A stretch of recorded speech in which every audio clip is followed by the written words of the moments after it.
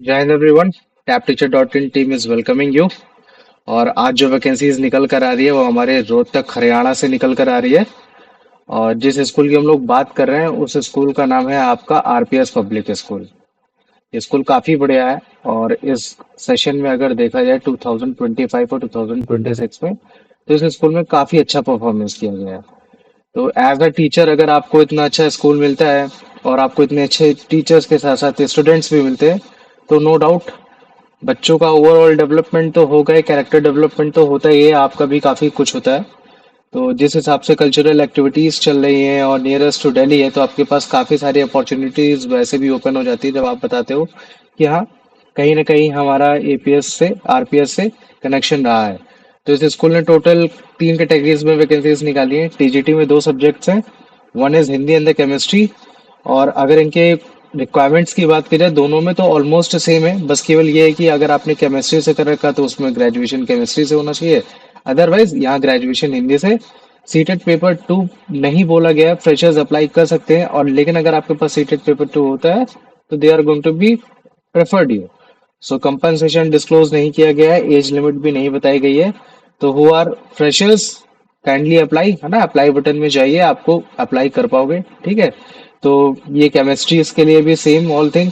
और फिर अगर मैं बात कर देता हूँ पीजीटी के लिए, तो पीजीटी में बेसिकली इन्होंने फिजिक्स और केमिस्ट्री में पोजीशन निकाली है। और अगर इसको मैं गवर्नमेंट नॉर्म्स के अकॉर्डिंगली अगर इनकी क्वालिफिकेशंस की बात करता हूँ तो इन्होंने बस केवल एमएससी मांगा है। वो फिर भले चाहे आपने अगर केमिस्ट्री अगर फिजिक्स के लिए कर रहे हैं तो उसमें फिजिक्स, और अगर केमिस्ट्री के लिए अप्लाइड कर रहे हैं तो आपका केमिस्ट्री होना चाहिए। बीएड कंपलसरी है, सीटेट पेपर 2 इस पे नहीं मांगा, फ्रेशर्स इसमें भी अप्लाई कर सकते हैं।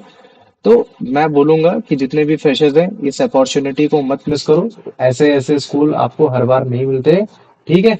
और अगर मैं अदर वैकेंसीज की बात करता हूँ तो उसमें पीपीआरटी में आपकी मदर टीचर की वैकेंसीज आई है। और मदर टीचर की वैकेंसीज में इसमें टोटल 2 वैकेंसीज आई हैं। तो इसमें ग्रेजुएशन होना चाहिए या तो आपका सीनियर सेकेंडरी होना चाहिए। उसके साथ साथ आपका डीएलएड अगर होगा, मॉन्टेसेसरी होगा, इसी में ट्रेनिंग होनी चाहिए।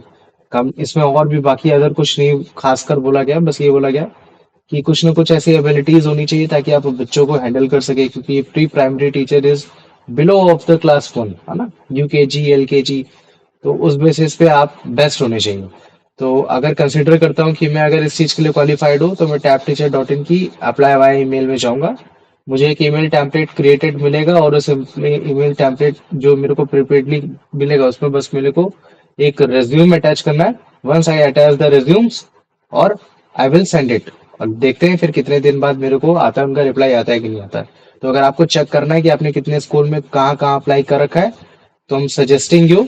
So before applying from the tabteacher.in directly, please log in and sign up. Then go for the TGT vacancies, PGT vacancies, and whatever the vacancies you have been qualified, and then applied. जब apply करोगे तो आपके dashboard में आपके number of जितने भी school में आपने अप्लाई कर रखा है वो सारी आपको चीजें मिल जाएंगी। चलिए रोहतक वालों, हैप्पी